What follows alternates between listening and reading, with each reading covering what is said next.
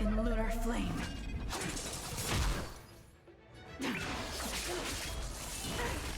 114. Sheesh.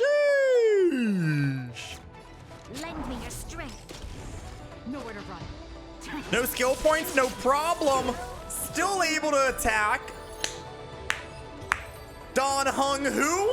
I got 0 skill points and I still can dish out 150,000 damage.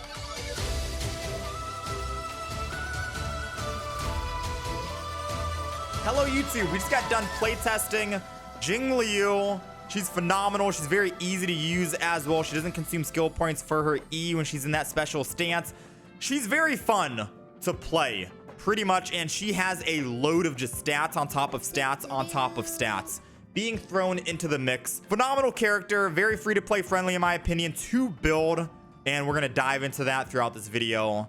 So let's get into it. So first and foremost, Jingliu is the newest 5-star destruction ice character for Honkai Star Rail. Her signature light cone, which is very good, and I've seen a lot of people actually go for it this time around, just flat out increases your crit damage by 20%. That's it. Very good so far, but we're not done yet. When an ally, excluding the wearer, gets attacked or loses HP, which will happen inevitably as you're playing, you, the wearer, Jingliu, is gaining 1 stack of Eclipse up to 3 stacks, and every stack increases your damage of your next attack by 14%. So you're getting 32% extra damage right there on your next attack immediately. Whenever 3 stacks are reached, additionally, enables that attack to ignore 12% of the enemy's defense. Now, I tested this light cone out in the Memory of Chaos.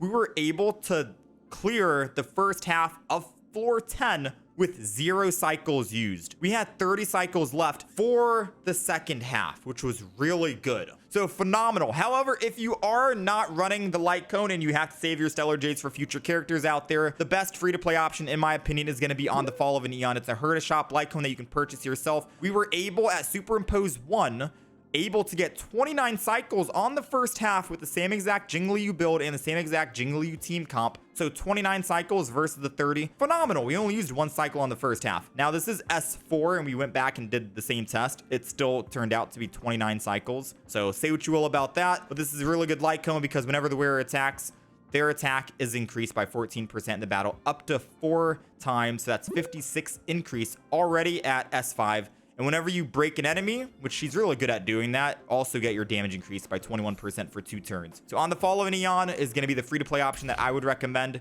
for her. Quickly moving over to the traces.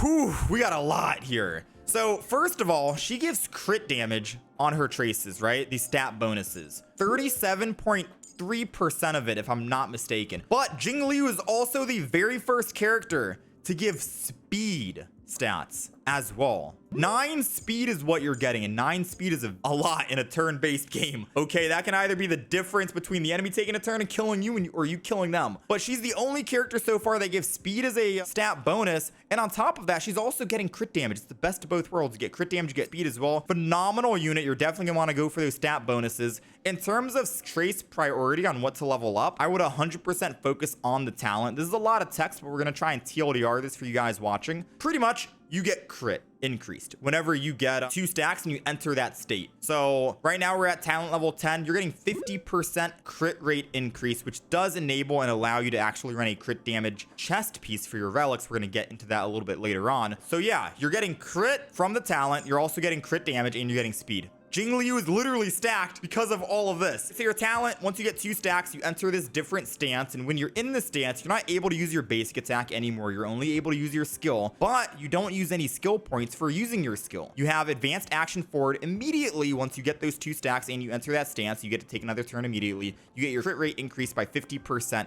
which is really good. And you're also consuming HP from all of your other allies as well, which makes your attack increase as well based off of how much HP you're actually consuming. You start off with Jingliu at 2 stacks, and then once you enter the state, you're able to go to 3 stacks. Once your stacks go down to 0, you exit the stance and you start all over again.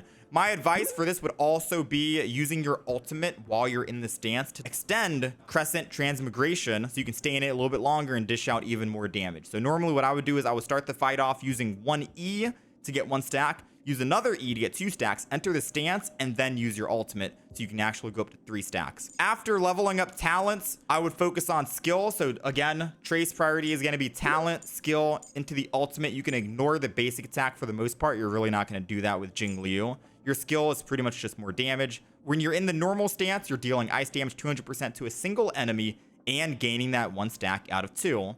And then when you're in the actual stance, you're dealing 250% to a single enemy, as well as 125% ice damage of Jingliu's attack to adjacent enemies as well. So left and right side or, nearby. It consumes 1 stack, but it does not actually consume skill points. So that's good.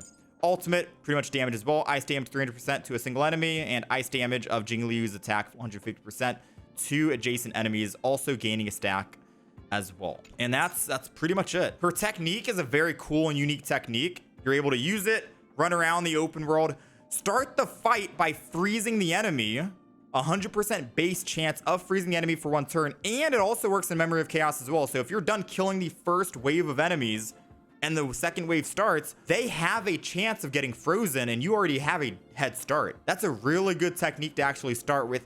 It is a dimension, so you can't actually use other dimensions. I think Himeko has a dimension and Walt has a dimension. But normally, I'm going to be running her with other characters anyway, so I think that's fine. She does regenerate energy, 15, and obtain 1 stack as well when the fight begins. So very good, because you're able to enter in that stance immediately with just 1 E ability, which is great. And you could probably actually get your ult as well. Overall, Jingliu's traces are stacked, they're loaded. You're getting crit damage speed and crit rate, all good.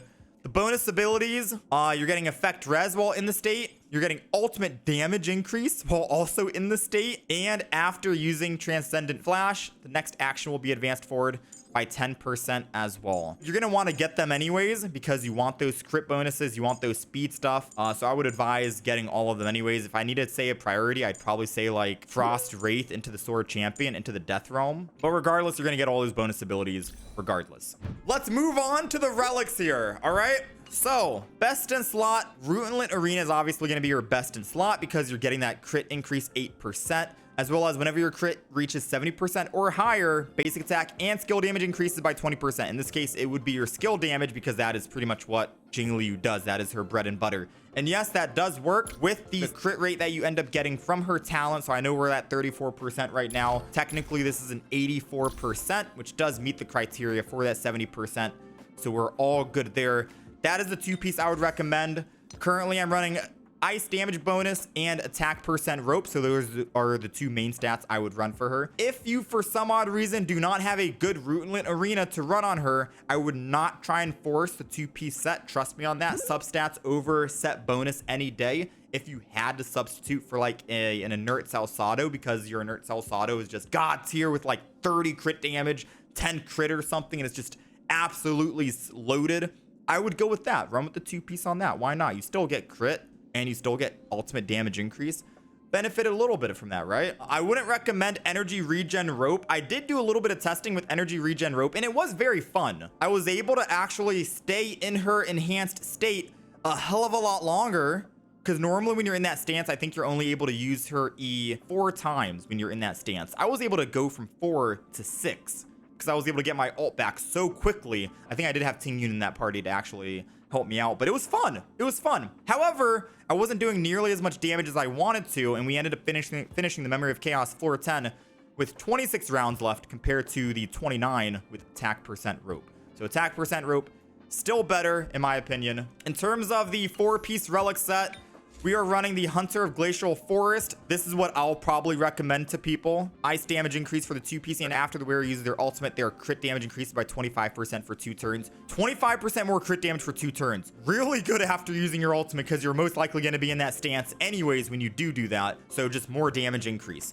HP, attack, crit damage, obviously for the chest piece, because you already get 50% of it from your talent. And if you're running the Inert Salsado or a Rootlet Arena you should be running 8% as well. So that's already 58 more crit you already have. And then you can just rely on your substats here to help you along the way. And then finally, for the boots, I liked attack boots and speed boots. I liked both of them. I did testing with both, and we ran the same team comp. We basically got the same results, aka 29 rounds left for the Memory of Chaos, only 1 cycle used. I would probably say run attack if you're running like Bronya in the team comp, because she'll help you with that anyways.